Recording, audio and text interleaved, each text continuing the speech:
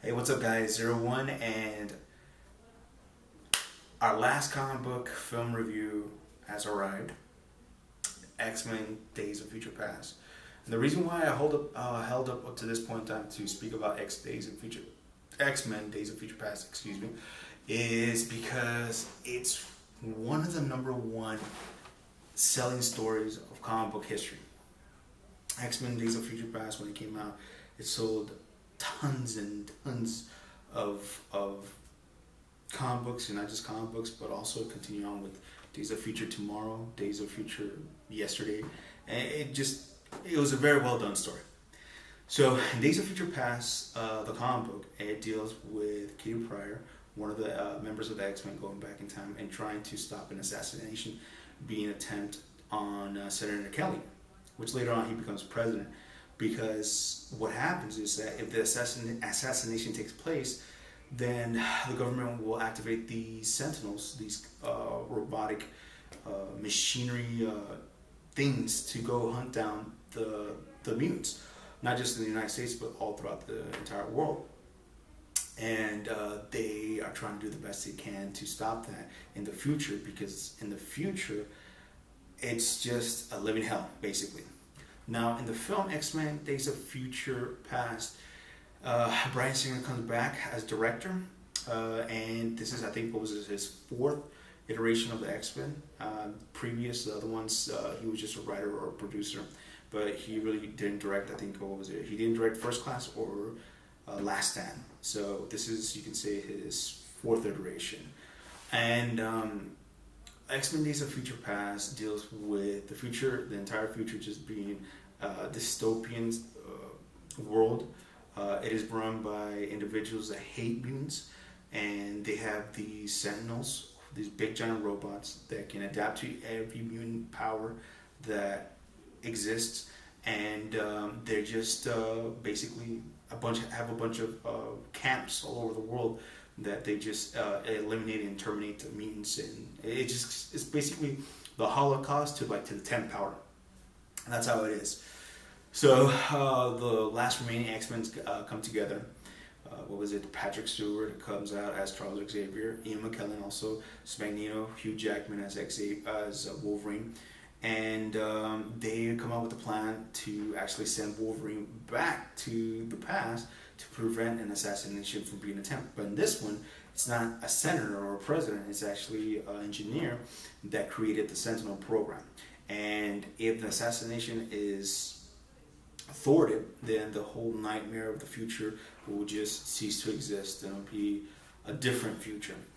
The only thing is that there isn't anybody that can go through the process of going back in time and surviving. So that's why Wolverine is the one who's chosen to go back in time to the past, because he's basically the only one is still living in the past. And not just that, but the rest of the other X-Men or individuals won't be able to sustain, or they weren't born at that point in time, because the past takes place back in 1973. So I think it's 10 years after First Class. And Wolverine, played by Hugh Jackman, did a pretty good job. Yeah, he did a pretty good job. He goes back in time. He warns the X-Men. He warns Charles Xavier to assemble the X-Men, and not just that, but to stop Jennifer Lawrence's character Mystique from actually assassinating this individual. And throughout the entire film, we see some really good cinematography, really nice cinematography. We also see Quicksilver, which he's in for a couple of minutes, but he shines in what he's shown. He basically is a guy who can run fast. He's a speedster. He can move faster than anything or a bullet. And there's this one scene where they're helping Charles Xavier, Wolverine, and everybody, and Beast take Magneto out of prison, and things get pretty heavy, and Quicksilver comes to the rescue. And there's that scene where he's just going super fast. He's moving bullets. He's moving hands. He's moving arms. All these things. And then when time just goes back to normal, it just all the security gets eliminated, and right in front of the rest of the group. So they're like, kind of, wow, this kid, he has skills, he has potential. So it would be great if you would have stuck through the entire film, but I guess I don't know. Bryan Singer just said, "Hey, thank you, later, bye." He's like, let's just focus on Charles Xavier and Magneto. And this film really brings the both members of the X-Men from the past and also from the present, or you could say, let me reverse it. This film brings actors that played the younger version of the X-Men and the older version of the X-Men together in this one film. This film it's not perfect because there are certain issues that popped out in the film. And typical of X-Men films, this is what I can't stand of X-Men films, is that the continuity. The continuity in X-Men films are just bad. It's horrible. I mean, there's certain parts where it's like you just throw facts and logics out the window. It's like, who cares? Whatever happened in X-Men 3 and First Class, forget that. we're revamping the entire story. And I think one good example is basically in one of the films, Wolverine was part of he went to the Vietnam War, and that was taking place during the time where he goes back in time, or his younger self is in that time period, but he's not in the Vietnam War. He's somewhere else, where it was like, shouldn't you be in the Vietnam War? Shouldn't you be out there in Southeast Asia?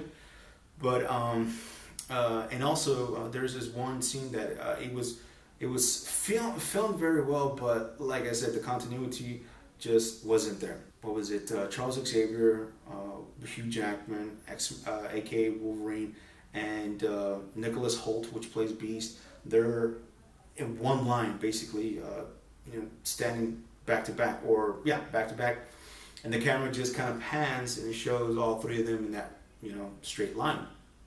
The only thing is that James McAvoy, who plays the younger version of Charles Xavier, is standing with his legs open, and then when we cut to Wolverine and then we go back to James McAvoy, his legs are crossed, and you're kind of like thinking to yourself, like, what just happened?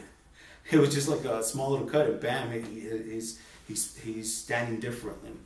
Another thing I guess you can say about the X-Men Days of Future Past film is just if you look at post-apocalyptic films,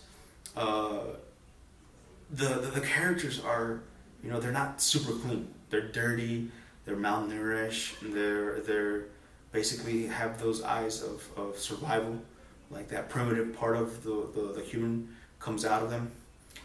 There's one scene in Terminator, Judgment Day, when the hero who sends the T-800 back in time, he's walking through this corridor. And there's all these people that are either filthy, unclean, they're just, or hurting in pain. And you could just picture, the smell of death in that corridor that he's walking through. And there's people saluting, soldiers are saluting him. And And I when I saw it, I was like, yeah, I mean, that's how, if there's a big giant war like that between cybernetic entities and also organic entities, it would be horrible. It would be devastating. I mean, you look at some of the pictures of World War II, not just what happened to the Jews, but also what happened to the Poles, what happened to the French, all these individuals that they were, put into concentrated camps and beaten and starved to death. I mean, it's an ugly thing. War is ugly. It's not something that you glamorize, you can say. So in this film, X-Men Days of Future Past, and I understand because of time constraints, of certain money issues and other things, and actors and actresses' schedules, that they have other projects to do.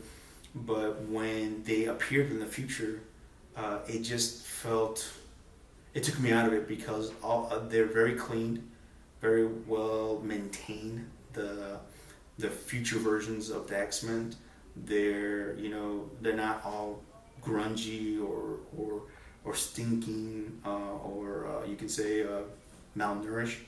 They look so clean. They were just too clean, and they had like a private jet, it just that took me out of it because I mean, if you're like in a World War type of situation and the entire world has been enslaved by these people who control these Sentinels, it will be hard for you to actually get food. It will be hard for somebody to actually survive in that type of environment and not be, just bitter or just be so focused on surviving. And but in this one, they're kind of real. They're really relaxed, real calm, real kind of like just okay. So I didn't get that, that primitive side of them where it's like, we gotta survive. We're at war. We gotta, take these Sentinels down. Now it's more like, yeah, it's pretty bad. So our plan is to send somebody to the past. So maybe I can go to the past, and then bam, we start explaining who Mystique is, and who or what powers does a Wolverine have. And I was just like, by this time, if you haven't seen the X-Men films and you really don't, you doing backstory or explaining what you're gonna do, I'd rather just showing it. I think that really just takes up time. Let's just go and just show the audience what's gonna happen, what the plan is, instead of just explaining it to them. So that's one of the things that I kind of just didn't really jive with the X-Men Days of Future Past.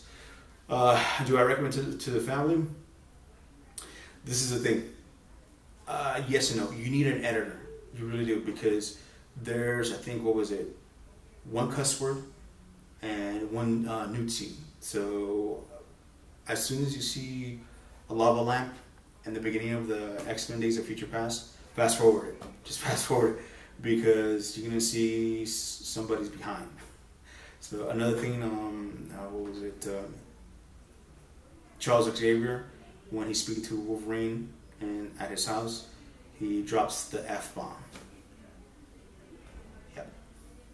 So thank you so much for subscribing, and thank you so much for watching. I really do appreciate it. You guys have an amazing day. Jesus is King, and I'll be seeing you soon. Until next time, bye.